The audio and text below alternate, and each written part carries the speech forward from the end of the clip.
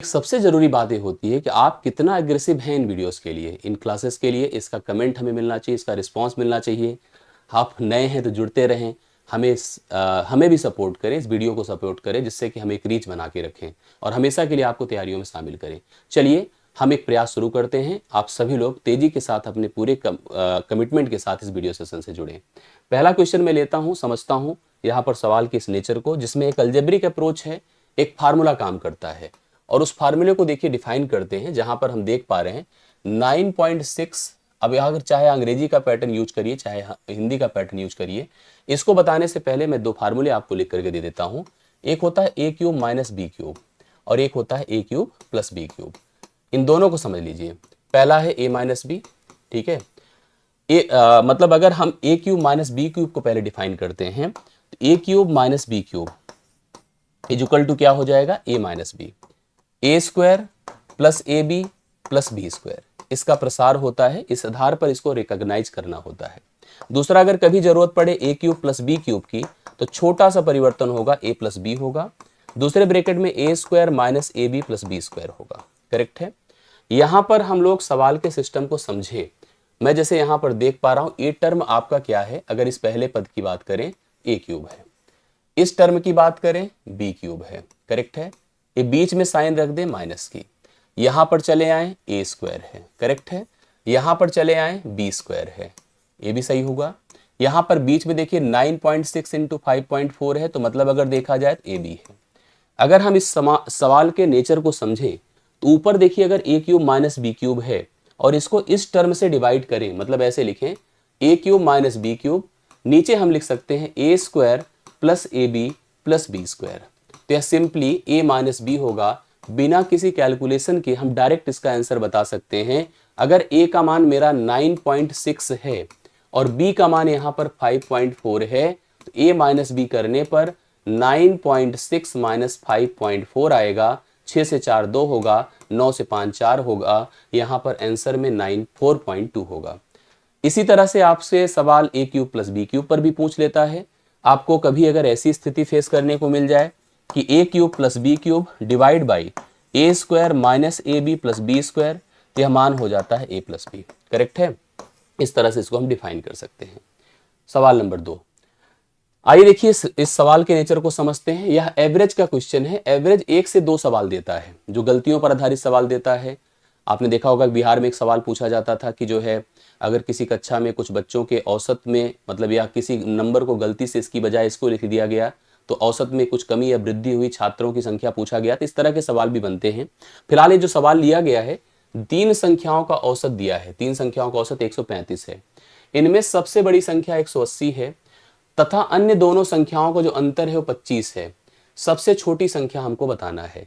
एक बात दिमाग में रख लीजिए, औसत जो होता है, औसत योग बटा संख्या होता है। अर्थात जितनी संख्याएं दी गई हैं सबको जोड़ते हैं और संख्या से भाग करते हैं तो योग आता है। तो हम लोग यहाँ औसत आता है। ऐसी कंडीशन में अगर कभी योग निकालना है तो हम औसत गुणे संख्या कर सकते हैं। हम इस सवाल को तभी हल कर सकते हैं अच्छे से जब हमें इस सवाल के सभी उन तीनों पदों का योग पता हो। अभी क्या पता हो, औसत पता है। मतलब हमारे पास संख्या दी गई है और उनका औसत दिया गया है। संख्या कितनी है, 3, औसत कितना है 135। हम योग डिफाइन कर सकते हैं, क्या होगा, संख्या गुणे औसत ही योग होगा। अर्थात 3 5 15 है, 3 3 9 1 10 के शून्य हासिल 1 है, 3 1 के 3 1 4 है, 405 है। 3 संख्या थी, औसत 135 है, योग 405 है। इनमें सबसे बड़ी संख्या 180 है। अब सुनिएगा, अगर मैं सबसे बड़ी संख्या 180 को घटा दूं तो 5 हो गया, 10 से 8 2 हो गया, 3 से 1 2 हो गया, 225 हो गया। मतलब जो 2 संख्याएं बची थी, अगर हम इनमें से एक को ए माने दूसरे को बी माने, जो एक प्रकार से सबसे बड़ी नहीं है, सेकंड एंड थर्ड हैं, उनका जो जोड़ है 225 है। इसमें हमसे कहा कि अगर दोनों का अंतर 25 है तो सबसे छोटी संख्या बताइए क्या है। एक बात दिमाग में रख लीजिए, जो 2 संख्याएं बची थी उनका जोड़ कितना दिया था, देखिए a प्लस बी 225, और उनका जो अंतर उसने बता दिया कि 25 है। अब इनमें से अगर मुझे बड़ी संख्या निकालनी है तो तरीका यह होगा कि जोड़कर दोनों को 2 से भाग करें, और छोटी संख्या निकालनी है तो घटाकर दोनों को 2 से भाग करें। तो घटाएंगे 200 होगा, बटे 2 करने पर 100 होगा। यहां पर इस बात को समझिए, सबसे छोटी संख्या पूछा था, तो उस सबसे छोटी संख्या का मान 100 होना चाहिए, क्योंकि अगली संख्या 125 होगी और 125 और 100 के बीच का अंतर 25 होगा। तो ऑप्शन में अवेलेबल नहीं है, तो ई ऑप्शन इस सवाल के लिए राइट सोल्यूशन होगा, क्योंकि आपने देखा था 3 संख्याएं थी, औसत 135 था, योग 405 होगा। ये समझ पा रहे, 3 5 15, 3 3 9 1 10, शून्य हासिल 1, 3 1 के 3 1 4। यहां पर देखो मैं इसको रिपीट क्यों कर रहा हूं, जब भी आप एग्जाम दे इस बात का विशेष ख्याल रखें कि हमको आंसर नहीं मिला मेरे कैलकुलेशन से, तो मुझे रिपीट करके वेरीफाई करना होगा। ये आपकी भी नियति में होना चाहिए, आपकी भी प्रोसेस में होना चाहिए। तो मैंने तीनों का जोड़ किया, सबसे बड़ी संख्या जो कि 180 है मैंने उसको घटाया, तो देखिए घटने पर क्या आया, 5 हुआ, 10 से 8 2, 3 से 1 2, 225 हुआ। अब उन दोनों संख्याओं का जोड़ 225 है, जो संख्याएं बची थी, जो सेकंड एंड थर्ड थी, और उनका अंतर 25 था। जब भी कभी दो पदों का जोड़ और अंतर पता हो, तो बड़ा निकालना हो तो जोड़कर 2 से भाग करें, और छोटा निकालना हो तो घटाकर 2 से भाग करें। घटाया तो 200 आया, बटा 2 किया 100, तो मतलब मैं ई ही ऑप्शन को सपोर्ट कर रहा हूं। आप भी सपोर्ट करो। अगर बड़ा पूछा होता 225 प्लस 25 250 बटे 2 करने पर 125 आता। ये हो गया सेकंड। थर्ड पर आइएगा, परसेंटेज का एक शानदार सवाल देखिए इस तरह से पूछा जाता है। चुनाव का सवाल है, चुनाव से रिलेटेड एक्टिविटीज आपको बहुत फेस करने को मिलती है। एक चुनाव में 2 उम्मीदवार थे, जिसमें कुल मतदाताओं की संख्या में 5% ने चुनाव में भाग नहीं लिया, 5% चुनाव में आए ही नहीं जितने थे। विजयी उम्मीदवार को 48% मत मिला, वह 48% मत पाया और 4000 मतों से विजयी हो गया। हारे हुए उम्मीदवार को कुल कितना मत प्राप्त होता है, ये बताना है। मैं आपको बता दूं, अगर दो पक्षी चुनाव है, अर्थात 2 लोग चुनाव में पार्टिसिपेट करते हैं, तो जो 50% से अधिक पाता है वही विजेता होता है। अब इस सवाल में थोड़ा सा कंफ्यूजन आ रहा है कि 5% मतदाताओं ने भाग नहीं लिया, क्योंकि एक और तरीका बनता है चुनाव के सवालों का, जिसमें जो बचे हुए मत होते हैं उसमें से काउंटिंग की जाती है। मैं आपको बता दूं, किसी भी लेवल पर काउंटिंग करेंगे, अगर 50% से ऊपर है तभी विजेता है, नहीं तो विजेता नहीं है। हम कुल मतों की संख्या को 100% मानेंगे, और यहां पर वर्डिंग को बहुत विशेष नोटिस करेंगे कि कुल मतदाताओं की संख्या में से 5% मत डालने आए ही नहीं। ये वो मतदाता है जो मतदान करते ही नहीं। अब अगर बचे मतों की बात होती तो मतों की संख्या 95 हो जाती, और तब वह 48% पाके जीत नहीं पाता। इसका मतलब इस कुल मतों में ही विजेता को, जिसका नाम ए मान लेता हूं, उसे मिला 48%। अब यह 48 से 5 53 है, तो इसको हम लोग 100 से कंपेयर करें तो कितना होता है बताइए। 48 5 53 और इस 47% हो जाएगा। आपको पता होगा 48 47 95 होगा, 95 में 5 जोड़ा तो कितना होता है, 100 होता है। मतलब देखिए 1% की मार्जिन है, 1% की मार्जिन से ही जीत हार हुई है। आप देख पा रहे हैं 1% ज्यादा है, वह 1% कम है। परसेंट की मतलब 1% है, और रियलिटी में जो डिफरेंस है यहां पर वो कितना दिया है, 4000 दिया है। अब हारा हुआ उम्मीदवार कितना है, बी है, जिसका मत कितना है, 47% है। 47% का मान हमको बताना है। इसका मान कितना होगा ये क्लियर करते हैं। 3 0 बढ़ा, 4 सते 28, 4 चौके 16, 16 दो कितना होता है, 18। 1,88,000 ऑप्शन नंबर सी सवाल का राइट सोल्यूशन है। तीसरा सवाल डन होता है। सवाल को क्लियर करिए, कंफर्म करिए, मेरे ख्याल से आपको स्पष्ट हुआ होगा। तीसरा सवाल आपका फाइनल होता है। चौथे सवाल पर आइए। बिल्कुल इंपॉर्टेंट सवाल है, किसी भी पीआरटी को फेस कर रहे हैं, किसी भी जूनियर को फेस कर रहे हैं। क्वाड्रेटिक इक्वेशन को जानिए, बिल्कुल पहचानिए। ax² plus bx plus c बराबर 0 ही क्वाड्रेटिक इक्वेशन होता है। जहां पर मैं आपको बता दूं कि a है, b है, c है, ये जो सिंबल है फॉर आल को प्रेजेंट करता है। a मतलब x² का गुणांक, b मतलब x का गुणांक, और c लास्ट कांस्टेंट टर्म है। इस सब के सब बिलोंग करेंगे रियल नंबर अर्थात वास्तविक संख्या से। धनात्मक, ऋणात्मक, भिन्नात्मक, रूट किसी भी तरह का मान हो सकते हैं ABC। अब इस तरह के कभी किसी द्विघात की बात करा जाए, उसके मूल मतलब रूट की प्रकृति हमसे पता करने को कह रहा है, नेचर क्या होगा। किसी द्विघात समीकरण का नेचर कौन बताता है पता है, डी बताता है। डी को हिंदी में विविक्तिकर कहते हैं। क्या कहते हैं, विविक्तिकर। अंग्रेजी अगर आप जानते हैं तो विविक्तिकर का मतलब होता है डिस्क्रिमिनेंट। इसकी जो वैल्यू होती है वो डी बराबर b² माइनस 4ac होती है। मैं कंपेयर करता हूं किसी भी इक्वेशन को इस जनरल फॉर्म से, और b निकालता हूं, a निकालता हूं, c निकालता हूं, और इस d को कंपेयर करता हूं किससे, 0 से। अगर d का मान ग्रेटर r इक्वल टू 0 है, तो जो रूट होते हैं वो रियल होते हैं। रियल का मतलब वास्तविक नंबर होते हैं, करेक्ट। 0 हो या 0 से बड़ा हो। इसकी दो कैटेगरी बन गई। अगर डी केवल ग्रेटर देन जीरो है, मतलब जीरो नहीं है, जीरो से बड़ा है, तो रियल तो होगा, वास्तविक तो होगा, प्लस असमान होगा, अनइक्वल होगा, दोनों अलग अलग रूट होंगे। लेकिन अगर डी बराबर जीरो हो गया तो रियल तो होगा, रियल के साथ साथ दोनों समान रूट होंगे, इक्वल रूट होंगे। यहीं पर एक बात और समझिए, अगर डी लेस देन जीरो हो गया, मतलब जीरो से छोटा अर्थात नेगेटिव हो गया, तो जो रूट होंगे पता है, इमेजिनरी होंगे। इमेजिनरी का मतलब होता है काल्पनिक होंगे। काल्पनिक संख्या जब हम रियल नंबर डिस्कस करते हैं तो वहां बताया जाता है पूरा नंबर सिस्टम जब समझाया जाता है। तो अब इस समीकरण पर आइए, अगर हम समीकरण से अपने समीकरण को कंपेयर कर लें तो एक्स स्क्वायर का गुणांक ए है, ए बराबर 3 करिए, एक्स का गुणांक 5 है तो बी बराबर 5 करिए, और सी बराबर कितना हो जाएगा बताइए, सी बराबर आपका 3 हो जाएगा। सी बराबर 3 हो गया। अब हम लोग क्या करते हैं समझिएगा, अब ऐसी स्थिति में हम लोग यहां पर d निकालते हैं, तो d का मान क्या होगा, बी स्क्वायर माइनस 4ac। हम रखते हैं वैल्यू को, तो 5 का वर्ग माइनस 4 गुणे a मतलब 3 है, c का मतलब 3 है, तो 25 माइनस 3 तिया 9 चौके 36 है। तो आप समझ गए होंगे, तो 6 से 5 1 है, 3 से 2 1 है, माइनस 11 हुआ। अगर माइनस 11 है तो कंफर्म हो गया d लेस देन जीरो है, जीरो से छोटा है क्योंकि नेगेटिव है। आपने देखा कि b का मान 5 था, 5 का वर्ग क्या होता है 25, माइनस 4ac, 4 तिया 12 तिया 36, तो नेगेटिव आना तय है। और आपने देखा कि अगर d नेगेटिव होता है, d का मान जीरो से छोटा होता है, तो काल्पनिक होना रूट का तय है। मैं यहां कहूंगा कि यह समीकरण क्या है, यह आपका एक काल्पनिक रूट कंटेन कर रहा है, इमेजिनरी रूट कंटेन कर रहा है। तो इमेजिनरी यहां पर आपके सामने राइट सोल्यूशन। देखिए एक चीज आपके सामने है, ऑप्शन जैसे बी है, वास्तविक और काल्पनिक। अब भाई हमेशा काल्पनिक होगा, वास्तविक की कोई पॉसिबिलिटी नहीं है, केवल काल्पनिक इसका राइट सोल्यूशन होगा। चौथे सवाल का आप करेक्ट आंसर आप लोग नोट कर सकते हैं। आई होप आपको समझ में भी आया होगा। अगले सवाल पर आइएगा। ये चक्रवृद्धि ब्याज का सवाल है, इसके पॉइंटर्स मैंने आपको दिए थे कि कई अलग अलग तरह के सवाल बनते हैं चक्रवृद्धि ब्याज से। पहला इसका कॉन्सेप्ट समझिए, इस सवाल में क्या क्लियरिटी दे रहा है, ध्यान दीजिएगा। साधारण ब्याज पर 4 वर्षों में एक धनराशि 40% की वृद्धि देती है, करेक्ट है।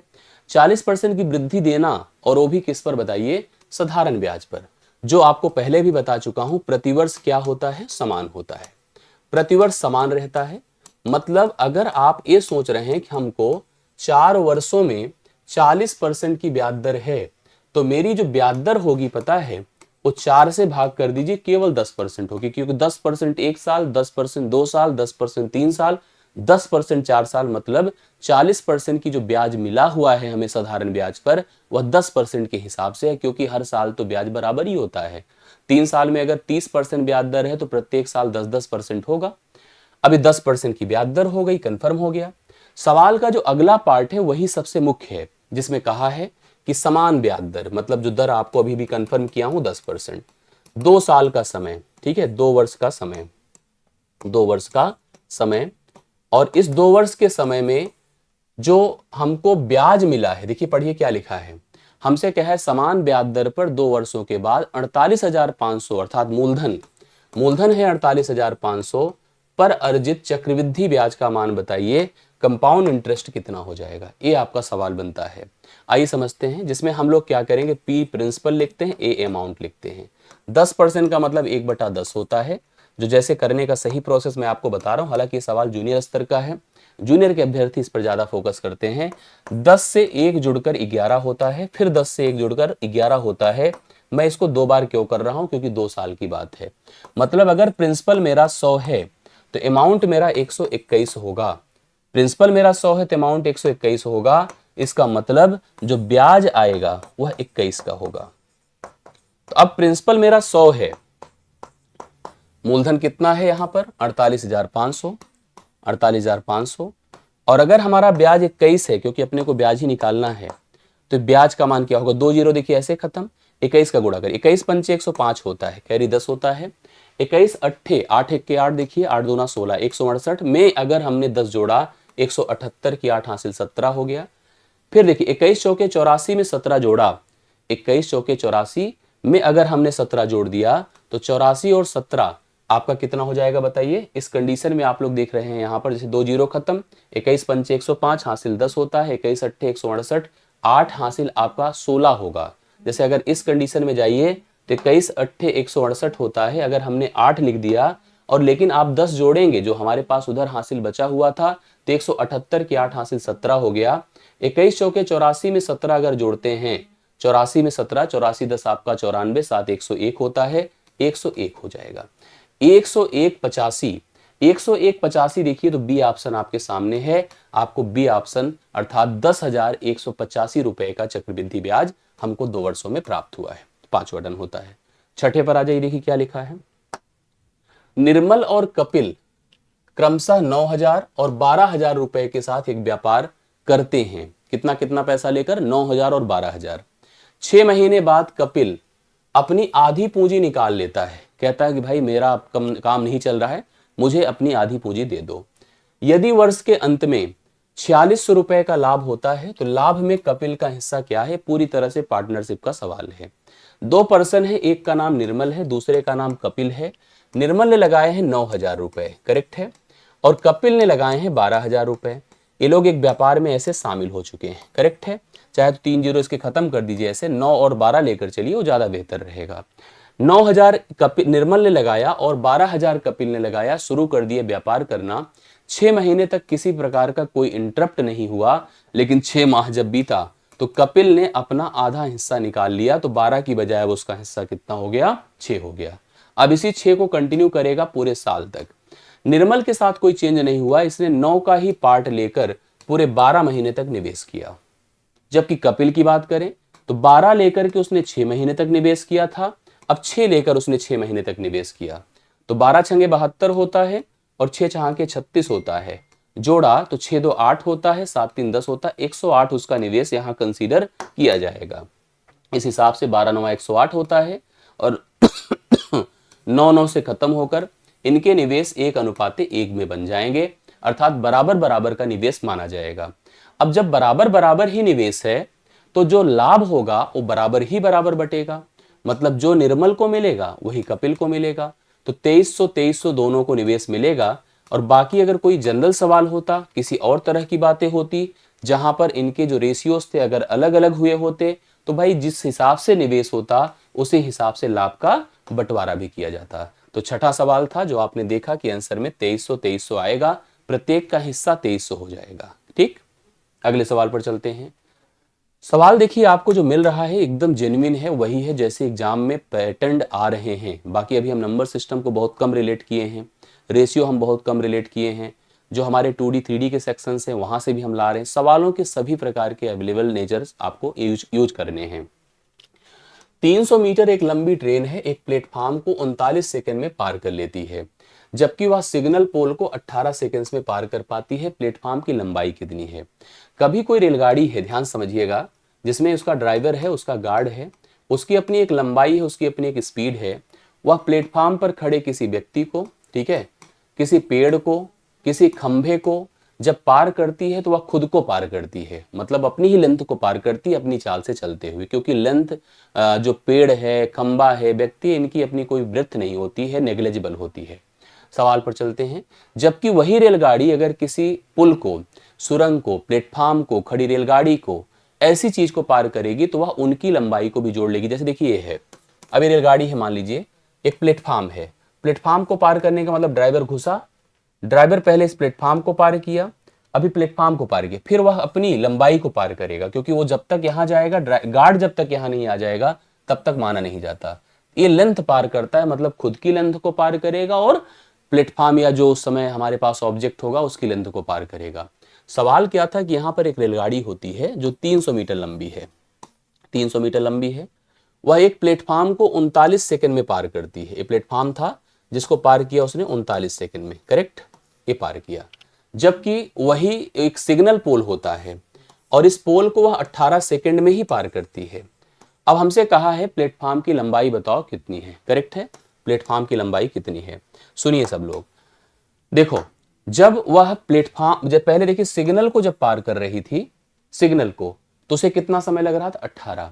अब आप समझ रहे हैं सिग्नल को पार करने का मतलब खुद को पार करना, तो खुद को एक तरह से उसने कितना पार किया, कितने समय में? 18 सेकंड में।